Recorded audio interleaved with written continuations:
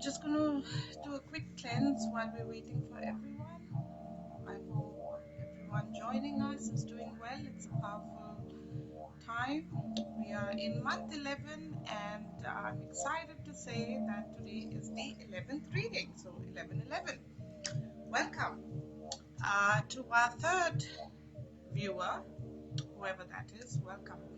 It's a powerful number, number 3. My name is Srishti Noel. I'm based in Melbourne, but it doesn't really matter where in the world you are joining us from. The story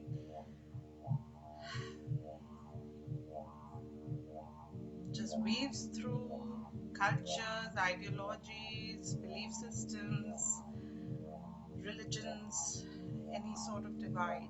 Stories are powerful, and that's why we're here. So welcome, and Jai Shri Ram. Now, first couple of minutes, we'll just allow people to join us, and we'll start in another couple of minutes.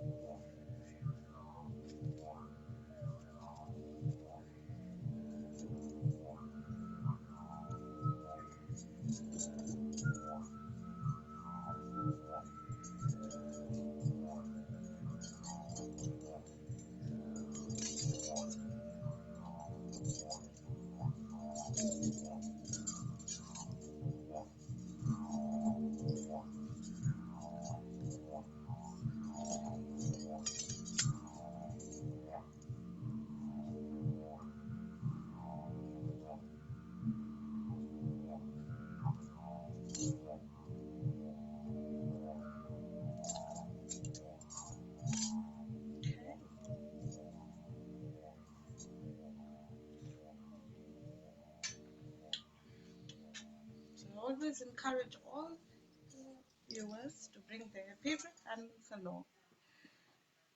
You're stepping into childhood, if you like. There are lots of gold nuggets in this epic story.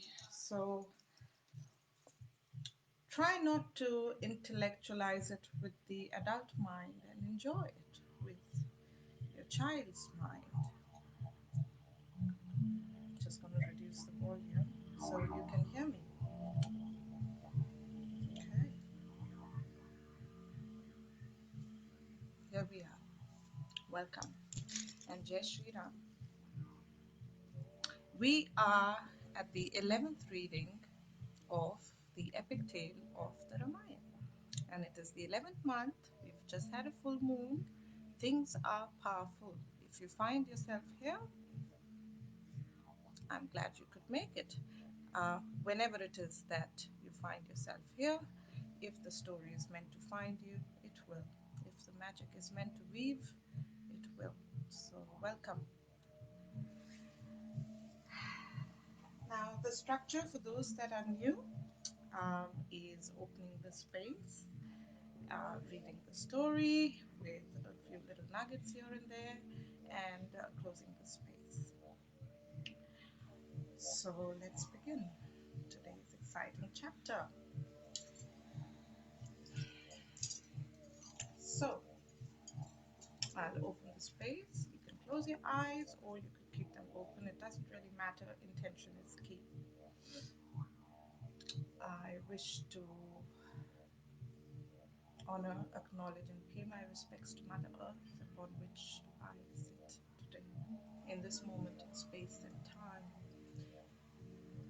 I wish to honor, acknowledge, and pay my respects to Father Sky, Grandfather Sun, Grandmother Moon, all parts of the system, all the elements, the four directions, the upper and lower worlds, the middle worlds, all beings of unconditional love and light, all ancestral lines, my ancestral lines, my parents, my loved ones, my friends, all those that have been my teachers, and all those that are connected to me through this channel.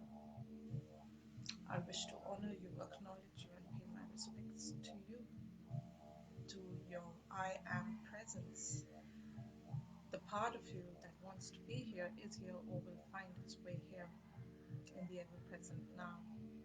I wish to honor, acknowledge, and pay my respects to the keepers of the sacred land, of the sacred water, all the tribes and shamans, all the bird tribes, the water tribes, the land tribes, kingdom of air, kingdom of fire, kingdom of ether, kingdom of water, all kingdoms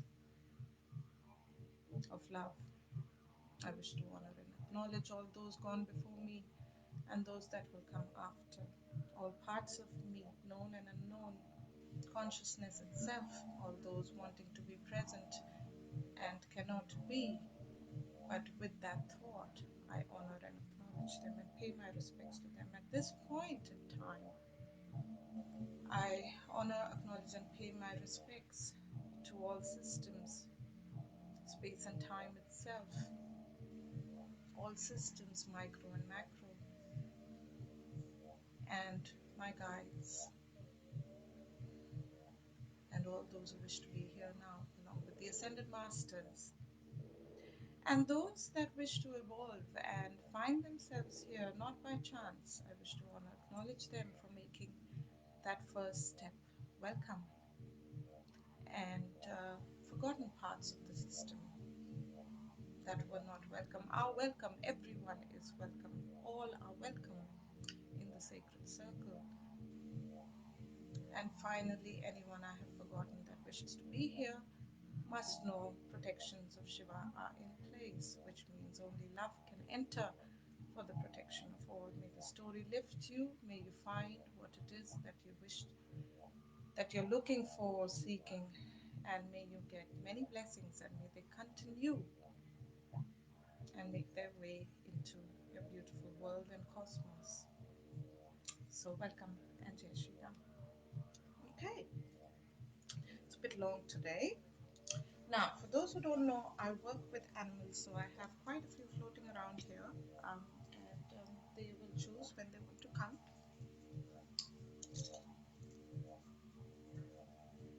Come on. I have my very special wise man, Whippy, who is a whippet. Yes. And he wishes to grace the reading, which he has done. So thank you, Whippy. And let's begin. Are we doing on time? Perfect. Okay. So I'd encourage you to just take a moment and ground. Come back to now from wherever you are. If you're lying down, close your eyes. And really settle into that space. Find your center. Find your center. And enjoy. Enjoy. And slow down. Take a deep breath if you need to. So for those that are joining us, the recordings are on Facebook Live, and anything before recording 5, you can PM me for, and I'd be happy to send across a recording which started with a very small group.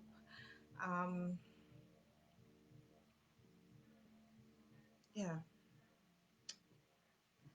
Okay, so last time was an interesting point in the story.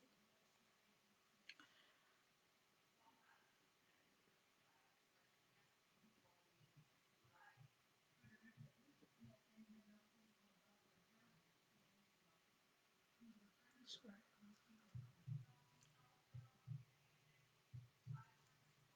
And we were in the Ayodhya Kanda, where we had reached a point in the story where Kekai asked the king, her husband, for the two boons that were due because his life had been saved many years ago. Um, that was well and good, but she was prodded along by her maidservant Mantra, and who was a hunchback. And she became greedy and started thinking about her son and Lord Ram, who was not her son, and she wanted to see her son on the throne. So her playing out of this character is very fascinating to watch. Um, and so we've reached that point in the story where she asks for her two boons that are due, and she asks that Lord Ram be sent away for 14 years to the forest while her son establishes himself on the throne. Um, and that is a very big ask. So the first time the king hears it, he passes out. I mean, that is the level of shock that he receives from this news. And yeah, let's read on and find out what happens. So this is when they are both together, and she's asked for her boon, and he's angry now, and he says, "You vicious woman, are you so perverse that you are determined to destroy my entire dynasty? What have I done to deserve this? What offense has Ram ever committed against you? He loves you as much as his own mother. Why are you so bent upon harming him? Everyone loves Rama more than life itself. And I also could not live without him. I could abandon my other two wives if need be, but I could never forsake Ram." So he's coming to terms with this demand that seems completely irrational and out of the ordinary, if you like. His rage being vented, Maharaja Dashrath's mood suddenly changed. The king then humbly touched his head to Kaikeyi's feet and pleaded, "My dear beautiful queen, please give up your terrible determination. Rama is the embodiment of all virtues. He is kind, he is forgiving, truthful, gentle, fixed in his duty. Oh, yes, baby. And the well-wisher of everyone. Rama has always served you as lovingly as your son, Bharat, if not more." So Bharat is the one that Kekai would like on the throne. Just give me a minute.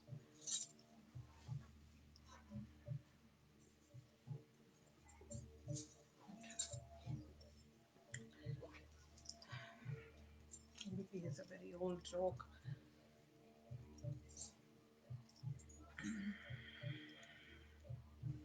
"If you insist, I will install Bharat as the heir apparent to the throne," he said. "But I could never think of banishing Ram to the forest," he reasoned.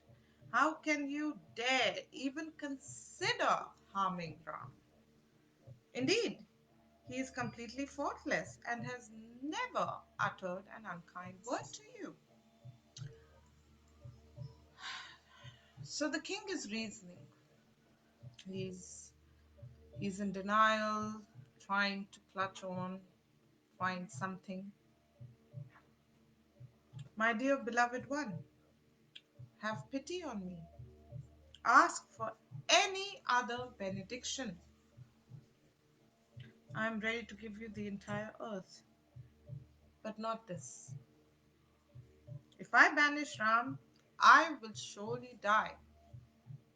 Please spare me from executing this most cruel and irreligious act." So he's pleading now. He's pleading, he's passed out once, he's still wondering, You know, is there a way to navigate this ridiculous demand? As Maharaja Dashrath spoke, he writhed in agony, wailing piteously. Although the king prayed for her mercy, Kaikai remained unmoved. How can you dare speak about dharma while you're trying to rescind your promise of granting me these benedictions? She said. You solemnly promised, and I shall not forget. Remember King Sibi, who gave his own flesh to the hawk just to fulfill his promise of protection to the pigeon. If you fail to keep your word, it will stain the reputation of your entire dynasty, she said. Therefore, whatever the circumstance, you must fulfill your promise. As she spoke, her determination increased. Overwhelmed by anger and greed, and giving up all sense of shame and decency, she said,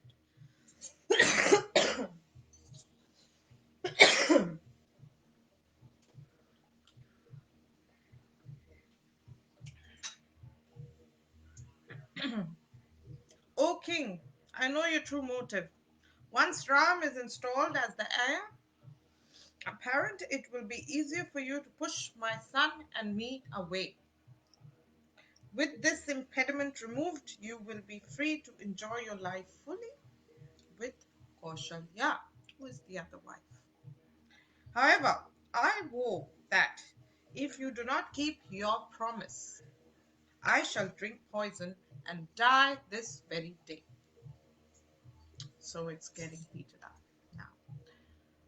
She's asked for something very extreme. He's tried to reason with her, and now she's giving ultimatums out ending her life. Then Kekai remained silent as Maharaja Dashrath agonized over her words. Staring into space with unblinking eyes, the king again lost all equilibrium and fell to the ground, uttering Ram, Ram. So he's tried to reason with her, and it's hit him again, and he has collapsed, saying the word Ram. After some time, the king regained partial composure and asked his wife, O misguided woman, from whom, from whom did you learn such shameful wickedness? He asked. Do you not know that even if Bharat were to be installed, he would not accept the kingdom without Ram? What will people think of me for performing such an ignoble act? Everyone will ridicule me, saying, There goes the lusty king, who was so attached to his wife that he sent his beloved son to exile. How do you think there will be any happiness under such conditions? So he's woken up and he's trying to reason and he's hurting, he's cut, he's just, trying to make sense of it, if you like. Pausing in his speech, Maharaja Dashrath began wondering how Ram, who had always enjoyed the comforts of royal opulence, would be able to live a harsh life in the forest. As his pain and anger increased with these thoughts, the king suddenly mocked. O righteous queen, I wish you all success in ruling the kingdom after having rid yourself of all your relatives. Do not expect me to play a part in your sinister plans, he said. I shall never grant your demands. Never. Regardless, the king's luster soon faded as helplessness welled up within him. He again implored the queen, who went back. He implored her to retract her statement, saying, "Please take back all you have said. Please, please take it back." He pleaded. Saying this, he again fainted. Now he's fainted 3 times. This is quite a shock. This is big news. After Dashrath regained consciousness, he again rebuked Kekai. "Oh, how condemned women are," he said. "They are cruel, perverse, and selfish by nature," he said. "If not all women, then surely you, O mother of Bharat. Your demands are evil and malicious, and I will never grant them. You can scream as you like and take poison or threaten me, but I shall never banish Ram to the forest." Dashrath's eyes were red from weeping, and his voice pitiful to hear. Yet she carelessly turned her head away. Again and again he begged her, but to no avail. The king prayed that the night would never pass. He prayed, and he prayed hard, so he would not have to face the following day's ordeal. He was scared. The ordeal of banishing Ram to the forest the following day. However, King Dashrath finally realized that Kekai was unwavering in her determination and again fainted from hopelessness.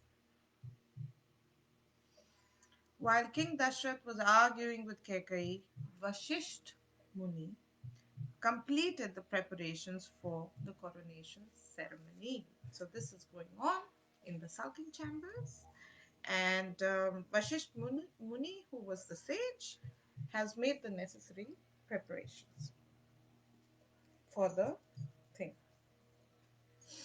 for the ceremony. The moon, lord of the stars, had entered the lunar mansion of Pusya, and the sacred hour of installation had arrived.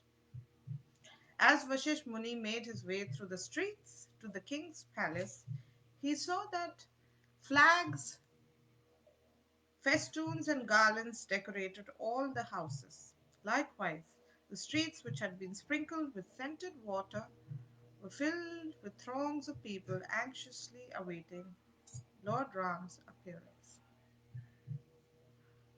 Passing through the joyous crowds, Vashish Muni, followed by other great sages, entered the palace grounds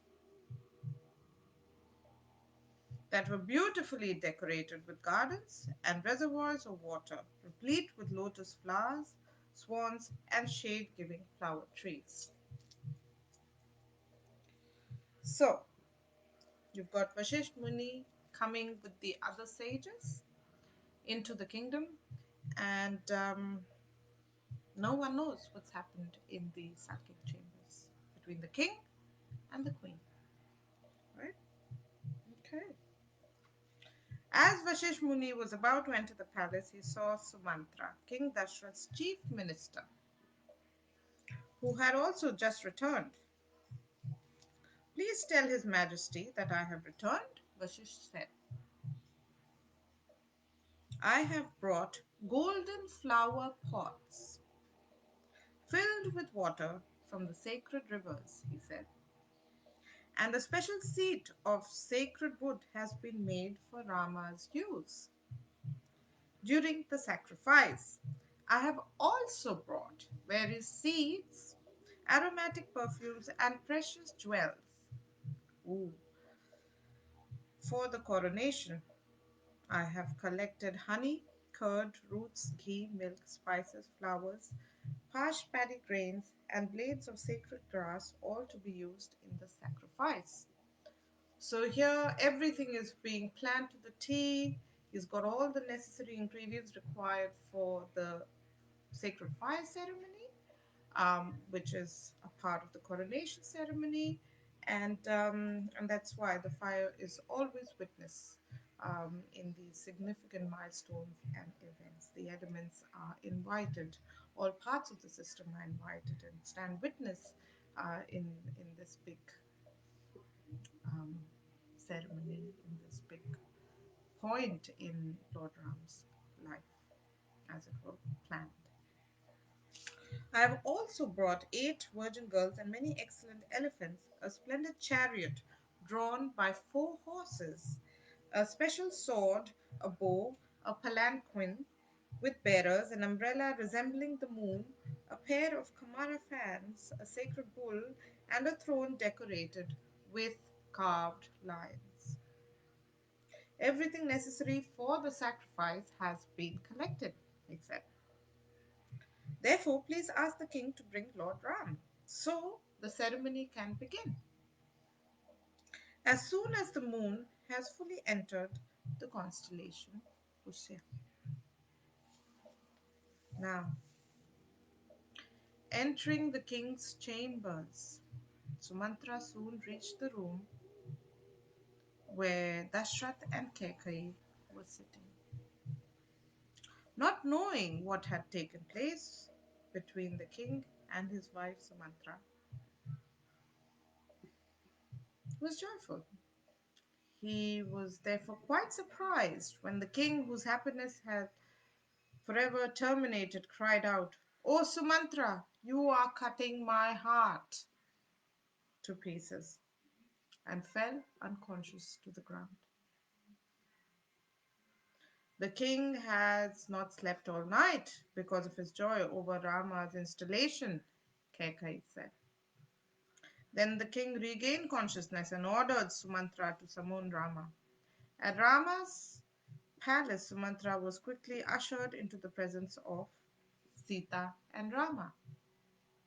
The Lord was garlanded with white lotus flowers, with golden necklaces covering his transcendental body, being attended by servants who were fanning him with kamaras and offering him various gifts with devotion.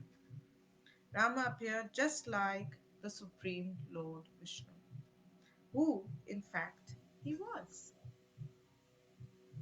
Hearing the king's summons, Rama remarked to Sita, "My father must be calling me for some auspicious purpose concerning the installation ceremony," he said. So he has this innocence, the simplicity about him that you really get as you move through the story and you look at the transcendental qualities of Lord Ram and Sita. And this was discussed in the previous chapter in Balakanda, um, when they get married, and the fire is doing beautiful today. When they get married, and how they perfectly complement each other, and the whole um, marriage is beautiful. How they just come together and are in service to the greater order. So, as Rama departed, Lakshmana was standing at the gate, waiting for Rama with folded hands. Rama took his brother with him and then mounted his chariot, traveling through the streets of Ayodhya. So off he goes to see his father, and you know, as far as he is concerned, everything's good, and it is until he gets there. Along the way, the citizens cheered, praising Ram to the accompaniment of musicians. Wherever he went, the people could not take their eyes off him. Indeed, the natural characteristic of Lord Ram is that whoever looks upon him cannot bear to look away. Reaching the inner gates of his father's palace, Rama descended from his chariot and dismissed the citizens that had accompanied him. As he entered his father's room, Ram saw Maharaja Dashrath seated on a couch with Kekai. The king's face was a withered mask of dejection and anxiety. As Ram approached, The king could only mutter, Rama, Rama, as his eyes filled with tears, unable to look directly at his son. Seeing his father's distressed state, Rama's heart became filled with grief and apprehension. He wondered, what has happened to make my father so dispirited? Why is he not happy to see me? Now, this is a big moment. This is a big shock to the kingdom. No one had expected this to happen when we started reading. And there's a lot there, if you really look at it.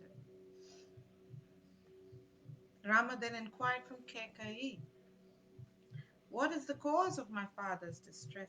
Have I done something to offend him? The king, Kekayi began, is neither angry nor offended. He does, however, have something to tell you, she said. He fears that by doing so, he will hurt you. Therefore, let me explain, she said. So she's taken the reins and she is going to do it. She is going to deliver the news and she will be known for this. Formerly, your father offered me 2 benedictions after I saved him in a precarious situation on the battlefield, she said. However, due to unmanly weakness, he now hesitates to fulfill his promise. Therefore, Rama, you should protect your father's virtue by convincing him not to fall prey to falsity. Oh, Rama, if you promise me that you are fully prepared to carry out the king's order, then I shall disclose to you the nature of the 2 benedictions I desire. Feeling deeply, deeply hurt, Rama replied, my dear mother, I am surprised that there is any doubt in your mind that I would unflinchingly carry out my father's wishes.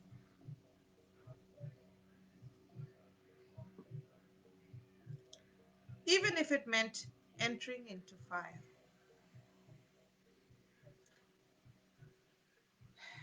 Please tell me what my father wants.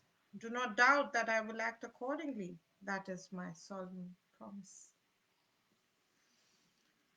So, Ram is, Lord Ram is the epitome of virtues, and there's so much we can learn from how he conducts himself, and it is always a choice at every point in time.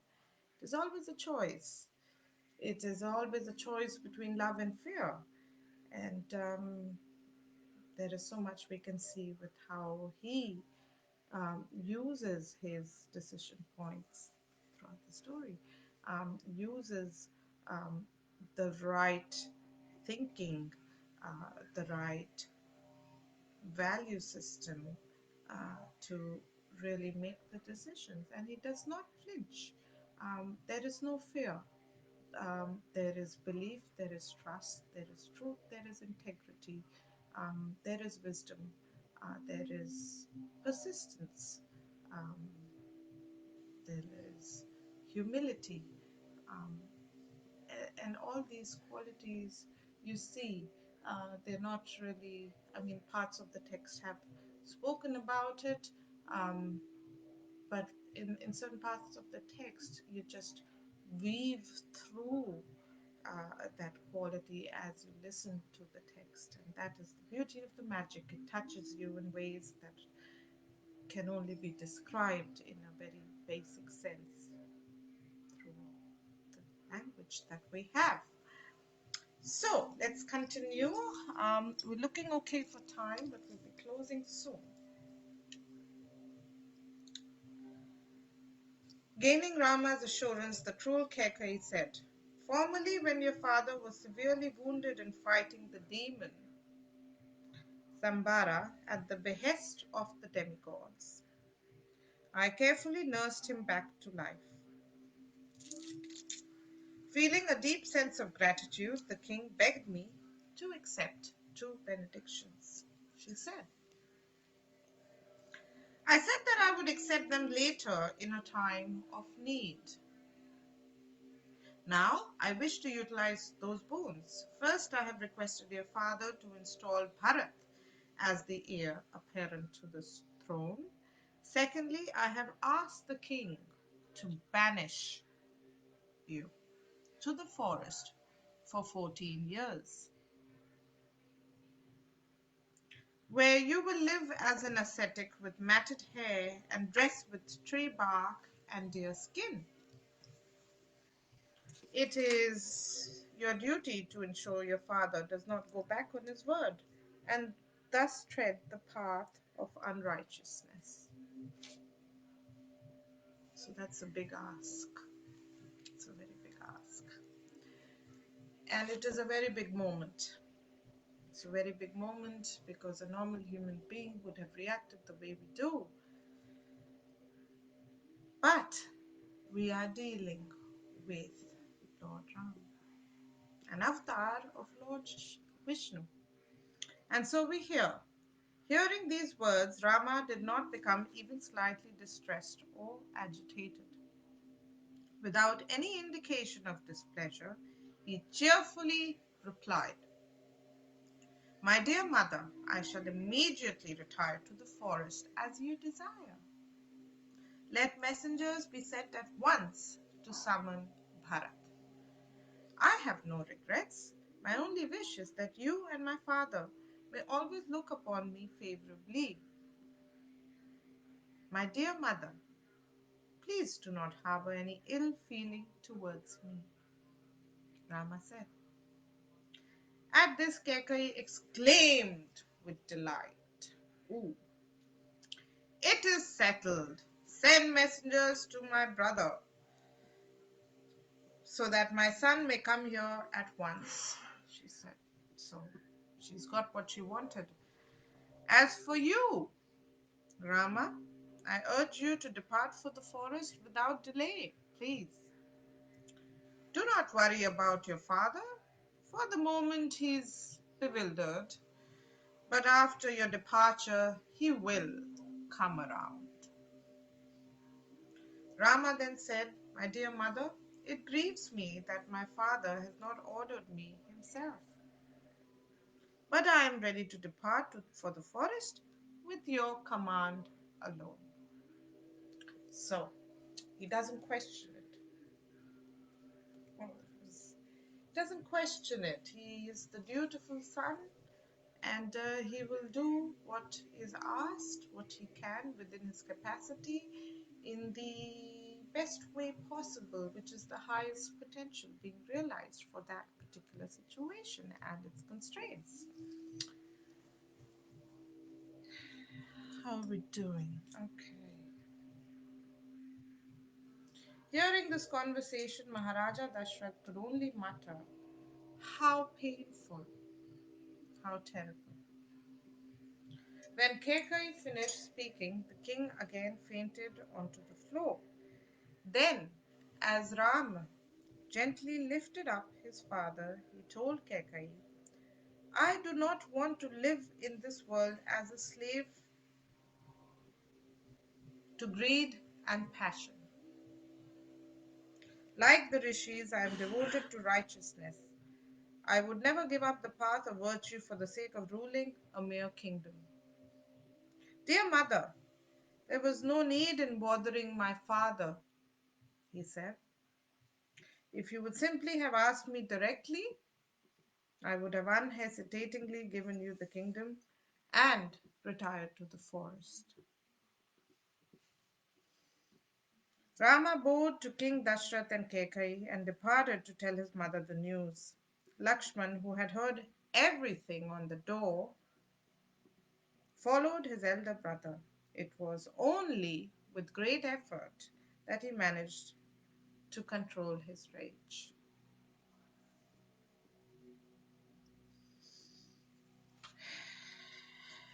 It was a heavy one today. So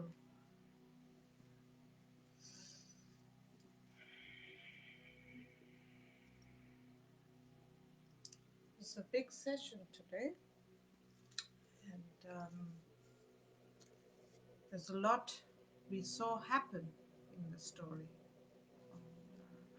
How the orders were executed for Rama's exile, and how he took the news and handled it. Um, and there's a lot we can apply in our lives. That is the beauty of story. It cuts across a lot of riffraff, comes to the heart of the matter, and the heart of the matter here is love, and you see that throughout the story. Beautiful little nuggets, and yeah, and it touches you in ways, and it continues to touch you in ways because it works with your unconscious memories, and in a very simple, beautiful way, um, allows you a little bit of the access to the beautiful, magical world that we were part of when we were children. So, thank you for joining this special 11th reading of the Ramayana. That finishes the reading of the text. I will just close the space quickly. Jai Shri Ram. And encourage you to take with you some of these experiences that you've heard about today and really reflect on your own life, and how maybe you've presented yourself when a very hard ask has been made of you, how you've looked at your own value system, and how deep you've gone there, some of the things you can take back. So I wish to send back everyone who was present here in spirit, physically, virtually, through all channels in the ever present moment of now. All the guardians, all those energies, elemental beings, all record holders, all keepers of kingdoms, all teachers, the Intergalactic Council and Federation of Light and Love, my ancestral line, all lines that wish to be present. I send you back with love and honor, and remind those that wish to stay, no one is permitted to stay if they don't come from a place of love. So, thank you with much gratitude and blessings to all those who came and all those who are leaving now and going back to where they came from. Thank you for being part of this beautiful weaving, and may you continue to receive blessings in every moment starting from now. Jai Shri Ram. Okay, bang on time.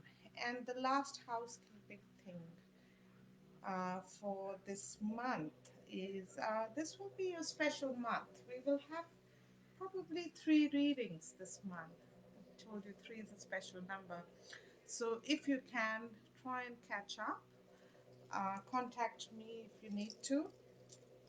And yeah, so we'll have our next one, same time, same place, um, on the 16th, Monday, 7:15 Australian Eastern Standard Time. But you can obviously catch up whenever you'd like, and slow down if you can this month. This month is going to be fairly powerful.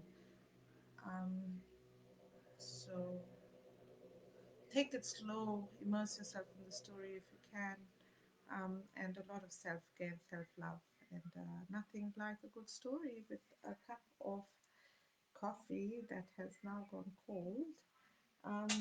But yeah, Thank you. And thank you. Thank you. Thank you from Rocky and the rest of our kingdom.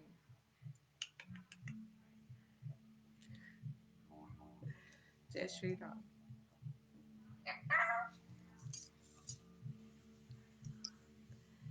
Jai Shri Ram.